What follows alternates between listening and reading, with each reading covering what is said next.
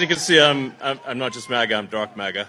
The civil war within MAGA, the great MAGA Civil War, the great divide and secession of those who believe in legal migration and those who do not. Elon Musk and Vivek Ramaswamy have revealed their true colors in favor of more immigration for their industries. The H-1B issue hit a tipping point this weekend, but there shouldn't be this much controversy. America should welcome highly skilled immigrants who contribute to our society. Elon Musk just tweeted to Trump supporters to quote, "Go f yourselves in your face," end quote. I know how that makes me feel. How does that make you feel? In late December 2024, a significant debate emerged within the MAGA movement, highlighting tensions between its traditional base and influential tech leaders over the role of immigration in America's future. The controversy began when President-elect Donald Trump appointed venture capitalist Sriram Krishnan, an Indian immigrant, as his advisor on AI policy. This decision sparked backlash from some far-right supporters, who criticized the selection of a foreign-born individual for such a pivotal role. If you spend any amount of time on X, you have probably come across what they are calling the civil war within MAGA, the great MAGA Civil War, the great divide and secession of those who believe in legal migration and those who do not. And for many on the left, this is a moment of celebration. They are loving this. They have had nothing else to hold on to since November 4th. Right, when everybody was telling them that there's this the red mirage, the red mirage, the red mirage, wait for the blue wave, wait for the blue wave, right? Since that moment, they have not enjoyed anything about their lives. It has been absolutely miserable, and they've been looking for some way and somehow to tear this entire MAGA faction apart. Now, I've stepped away from the situation and looked at it objectively, and I've thought to myself, okay, yes, I do see a lot of disagreements. I do see that, you know, this is not a subject that everybody is on the same side of. And then it reminds me, oh yeah, because that's what you do when you're not a cult. You see, when you're not a cult, you don't just subscribe to the very same idea and can actually, God forbid, have your own ideas, right? You're actually allowed the space to debate, to not agree, to not stand for every single one of the same ideas, or else you are not a part of our thing, you know, that sort of thing. Yeah. And it's ironic to me because MAGA has always been pointed to by the left as this is a cult. This is a cult. No, a cult is when you have a disagreement, you are kicked out. You are no longer included. You are not a part of us. We are done with you. You are excluded from the group. We're leaving your platform. We're done with you forever. How dare you? Block. You're not invited to Thanksgiving or Christmas. Whereas on our side, it's as simple as this. I don't like that. I don't agree with that. That's a terrible policy. Fix it. Fix it. Fix it. The H-1B issue hit a tipping point this weekend, but there shouldn't be this much controversy. America should welcome highly skilled immigrants who contribute to our society. These people help advance America's national interests. Notably, U.S. firms that win more H-1B visas perform better. They get more patents, receive more funding, and are more likely to IPO. At the same time, it's an open secret that H-1B visas are being abused at the expense of American workers. It's being used for non-specialized entry-level jobs when it's intended for the top 1% of talent across fields like mathematics, engineering, etc. And one exec at Cognizant, which supplies thousands of H-1B workers for Silicon Valley, even admitted under oath that visa workers are not more skilled than U.S. workers. The main reason H-1B visas are abused is to save money. Tesla and other companies can pay under-market salaries to workers who want to immigrate here. A smarter H-1B policy would be to raise the minimum H-1B salary, currently set at $60K, to a higher number, so it's materially more expensive to hire overseas. And they could also allocate visas to the highest paying jobs rather than via a lottery system. For more daily business videos, make sure to follow. I feel like the best way to sum up Elon Musk is, you know when you go to karaoke and somebody gets up there with like a very bold song choice, and the second the music starts and you hear them like, just a small town, you're like, oh no.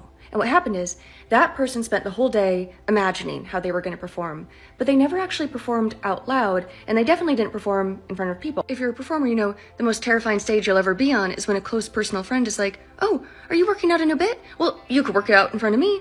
And you look into their beautiful loving face and you feel total and complete fear, because it's so much more intimate than being on stage in front of a bunch of strangers. Here's this person who loves you and they're going to be honest with you. And because it's so scary, people will try to skip that step, but then they'll try to convince themselves that they're not being cowardly, they just don't need it. Like, well, once I get on stage, the adrenaline will take over and I'll just know what to do. But you have to have the stage where you feel like a little naked mole rat in front of your friends before you can look brave and polished. But like, that's the thing with this whole conservative movement, right? They want the stage without any vulnerability. So what is the performance? It's why conservatives aren't funny, because comedy is vulnerability. Sure, you're speaking through a mask, but you have to know a lot about yourself and your own moral compass to know what you want to say. I think Trump supporters are so perfectly summed up by Jake Paul's puff of perfectly hairsprayed blonde hair as he headed into the ring, which of course disintegrated like cotton candy as he got sweaty. So as he gave his creepy little speech at the end, it was just kind of a fine mesh around his skull. And I feel like it just sums up this fragile, hollow shell of masculinity that they're aiming for that they can't even live up to. So you have Elon, who can't perform this character he has playing in his head of like a tough guy billionaire, because there's nothing honest there. There's nothing honest to latch onto. He comes across like a big dork, because that's what's honest. The whole Trump cult has become a celebration of rejecting vulnerability. And what's so frustrating is, what does vulnerability allow us to do? It allows us to say, what's a tariff? It allows us to say, God, I'm so scared. I'm not putting enough food on the table for my family, and that really makes me feel like garbage. I think Tim Walz really had it right to take the angle of like, this is so weird. It's so weird what we're seeing. It's so weird to form a party around the idea of rejecting everything that makes us human. We should really take that angle more, like, it's so weird to watch this performance of masculinity, and the performances never get any better. 2 stars. Let me get this straight. Republicans destroy education in this country by limiting our resources. Teachers are not paid enough. Kids are unsafe in school because of Republican policies. Republicans tell you college is a scam and that it's impossible to have free tuition.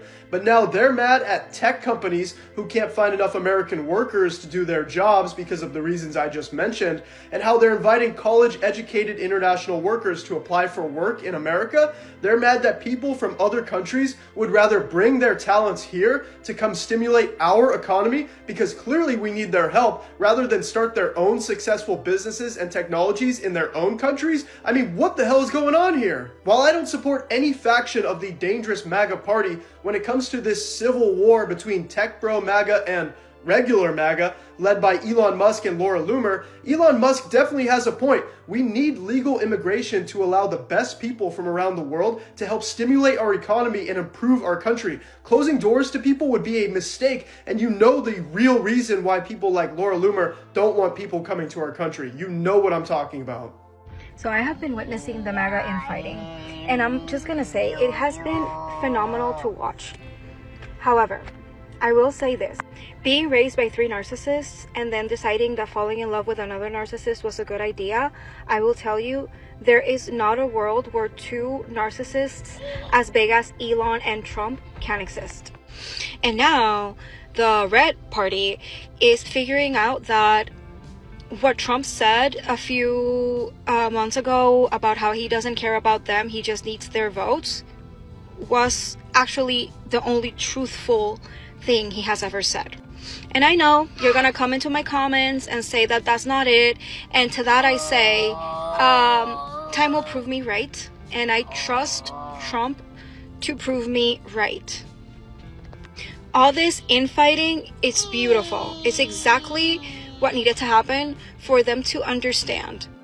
So here's a little ditty we can use. We're resting, but we're paying attention. Come on, Saints, say it with me. We're resting, but we're paying attention. So all this hubbub with Vivek Ramaswamy,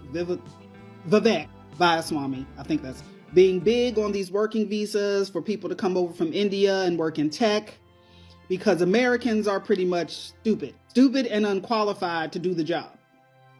Stupid, lazy, and unqualified. I forgot about the lazy part, because we're too busy focused on the wrong stuff, pretty much. Cliff Notes version.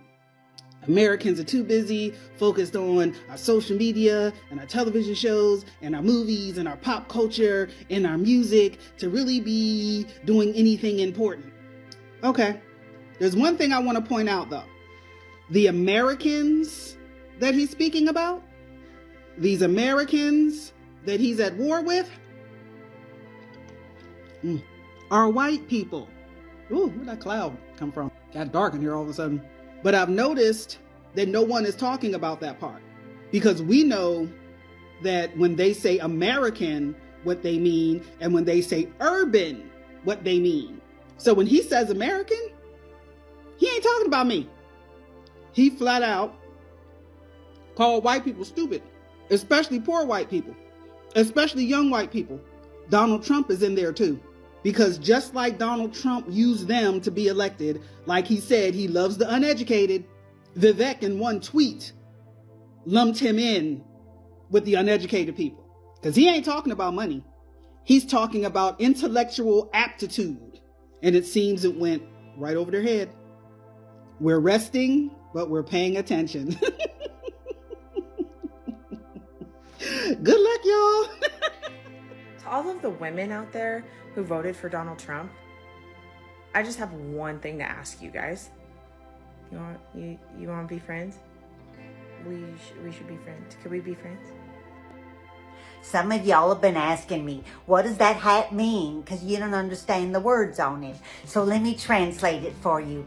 MAGA, that stands for Make America Gringo Again. I'm all in good fun.